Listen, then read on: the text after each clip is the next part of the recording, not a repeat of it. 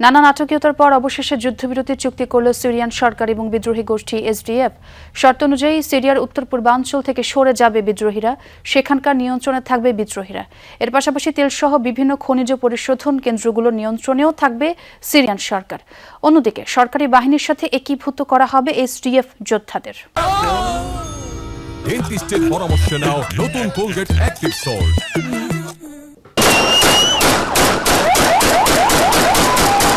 Syrian বাহিনী রাক্কায় প্রবেশের সাথে সাথে এভাবেই উল্লাসে মেতে ওঠেন অঞ্চলটির সাধারণ মানুষ।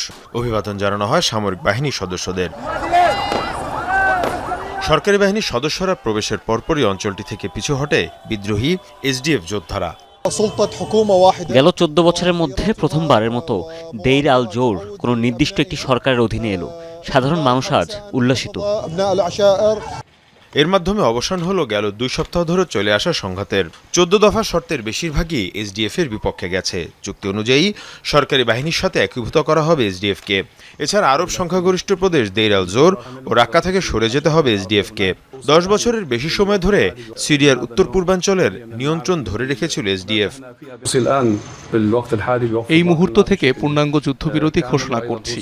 এর পাশাপাশি ওই অঞ্চলে থাকা আরব গোত্রগুলোকেও সংযত থাকার আহ্বান করছি। স্থিতিশীলতা পুরোপুরি ফিরে না আসা পর্যন্ত চুক্তির শর্তগুলো ধাপে ধাপে বাস্তবায়ন করব আমরা। এদিকে এই চুক্তিকে সিরিয়া রাজনীতির জন্য বড় পরিবর্তন হিসাবে আখ্যা দিয়েছে যুক্তরাষ্ট্র। সিরিয়া সহ তুরস্ক এবং ইরাকের বিভিন্ন অঞ্চল নিয়ে স্বাধীন কুর্দিস্তান প্রতিষ্ঠার আন্দোলন চালিয়ে আসছিল বিদ্রোহী গোষ্ঠী এসডিএফ। মীর মুশফিকা হাসান, যমুনা নিউজ।